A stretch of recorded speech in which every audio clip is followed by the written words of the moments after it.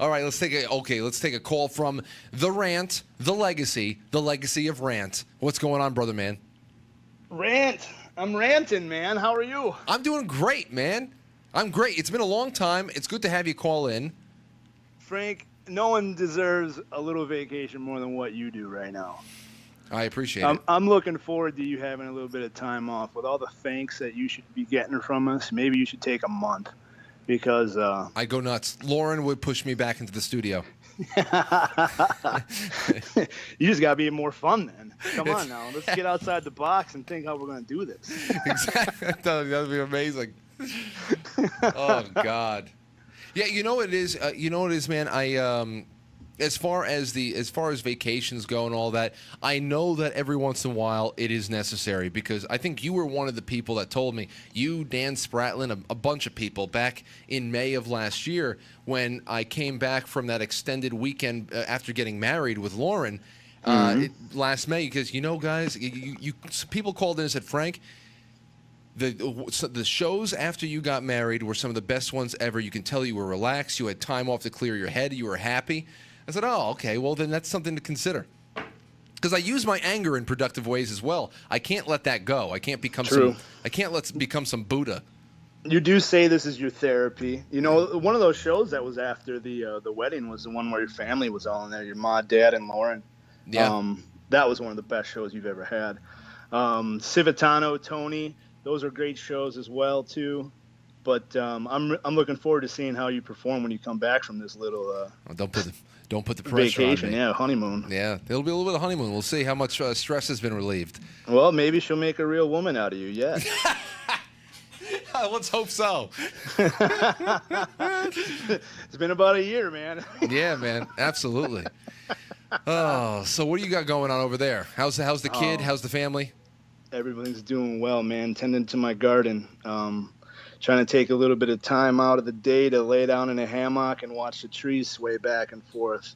Hear the wind blowing through the pines. You know what I'm saying? Oh God, yeah, man. It's you bring that up, and it's just one of those things where when I think about that stuff, and I think about because I look into comment sections. I'm reading articles. We all see it because we're all inundated by it. The craziness of everybody, but nothing compares to a quiet Sunday, doing your thing, maybe a sunny day and a workout, and then at nighttime you're on the back porch with people that you can chill with, and you have a drink, you have a smoke, and there's quiet. There's nothing but what is going on that porch, and that is what you have to keep reminding yourself. That is what life is. The movie is on the outside. The thing that we're plugged into every day, that's the movie. I've been trying to disconnect myself from the movie, not from the show. I still pay attention to the discourse. And in fact, the reason recently that I've been tuning in the most is so that I don't stay out of the loop. But it becomes completely overwhelming. I mean, man, I'm trying to get out and do camping now when it's warm like this. We got mushrooms growing around out here, so I'm out morel hunting. Wow. I got the boy, warm weather after this kind of winter that we just had, so we're going to go out and play soccer and basketball and all that stuff. And it makes a lot more sense for us to unplug a little bit from it, Yeah, man. Good God, dude, I don't know how you do it. I'd be running in the red the whole time trying to keep up with all this bullshit, all this socialist propaganda bullshit and media influence crap. Dude, hats off to you because not only are you keeping us sane through your insanity of drowning in this stuff, but we're better for listening to you. So keep up the good work, my friend. Well, I'm better for having you guys listen because, like I said, if I wasn't feeding off of your energy and sending it on back, and if there wasn't a dialogue going on there, then I really am just sitting in a padded room. Love that when I call my buddy, like there's 500 other people listening to my oh yeah to my call. Yeah, just watch out. You're talking about NSA. Watch what's going on now. Exactly. Yeah, man. Hey, what do you think one of the highlights is of the most recent times? I think North Korea is a big thing, but you spent a good amount of time on Kanye, and I think that rotates back into what you were talking about a little bit with Spike Lee today. Yeah. Yeah. I think that the whole Kanye business was probably one of the biggest stories of the year. being a connoisseur of hip hop and an individual that I don't know, I'm very multiracial in my in the people that I choose to hang around with. You hear a lot of different substance coming from different minds and different experiences. But I thought Kanye's was really, really interesting, and people should probably go back through his lyrics and read what he's said before and interpret what he's saying today, because he's not changing his message. He's not changing his message at all. I completely agree with you. I think, and that's what I've said a few times, that if you put aside all the hysterics and people who are really grasping at straws to find a way to explain why he left the reservation and why he isn't towing the party line anymore, if you really are looking at this and asking yourself those questions and looking at that, you see to yourself that he really is the same person. All he's done is declared his independence. He's never been on their reservation. He's said things that they've picked out and pieced together that they can promote from their reservation, but he's never been on there. That's what. Okay, that's. Well, you know what? You would probably be able to tell me more on that than anybody, because if you listen, you telling me something about Typo Negative, you know. I mean, I don't. I listen to it because of you. You know, it's good. Kanye is somebody that I've studied. I've sat in a room with a blunt, smoking with my buddy, and listening to his new Graduation album. It was new in 2007. I mean, listening to that album and telling my buddy, this guy could start a revolution. This guy seriously speaks something incredible that so many different people can rise up from. He's not a reservation type of individual. So how about this? We have to figure out a way where we all can get together and pass a few around and listen to that album. You can be the first one to walk me through that album. I'll get started. It'd be amazing. I would look forward to something like that. Let's do it tomorrow. You got it. You got to leave.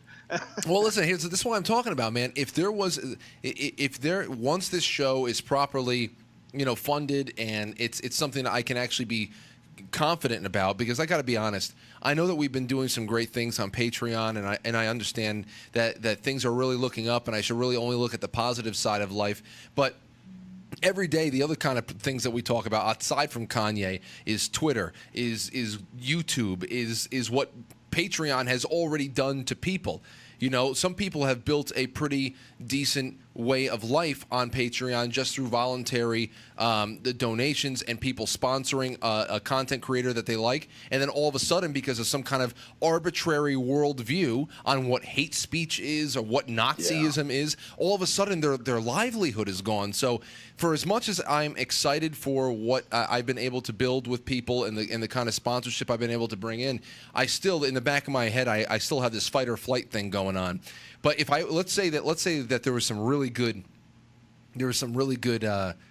leeway there, and I had some resources at my hand, you best believe if I wasn't going on a honeymoon, I'd say, hey, Lauren, you want to go out to Wisconsin? And brother, why the hell that would not? be amazing.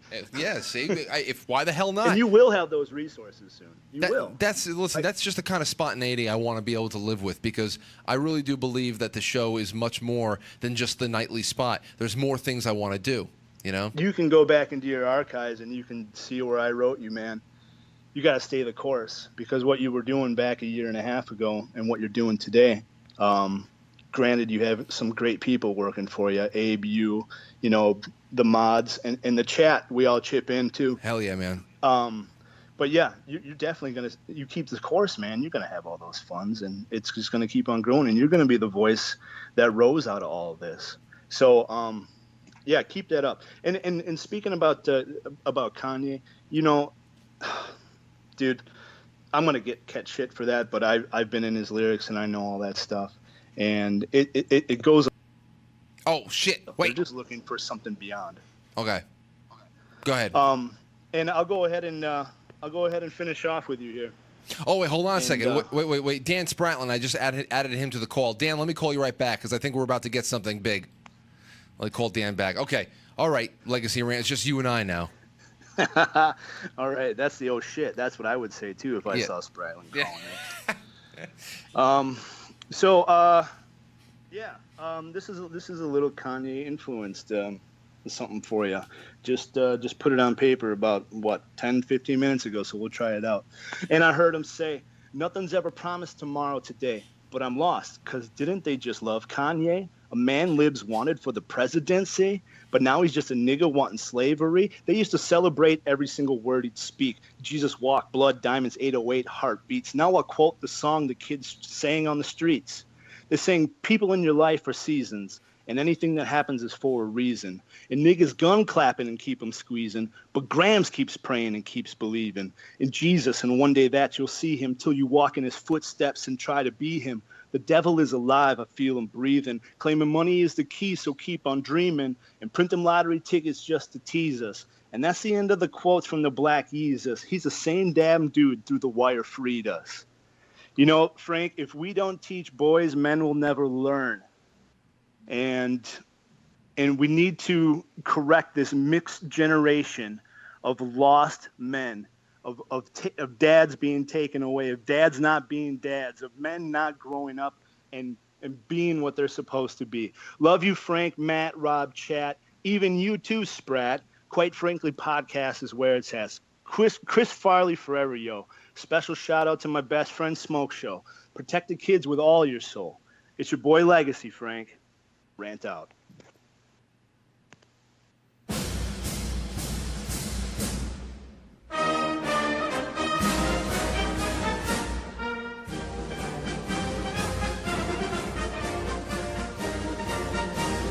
I love that man. I love that man. Yes! Oh, that feels good. Oh, man. Talk about bleeding a radiator. Whenever Legacy calls in after a long hiatus and he drops that in our laps, boom! Love it!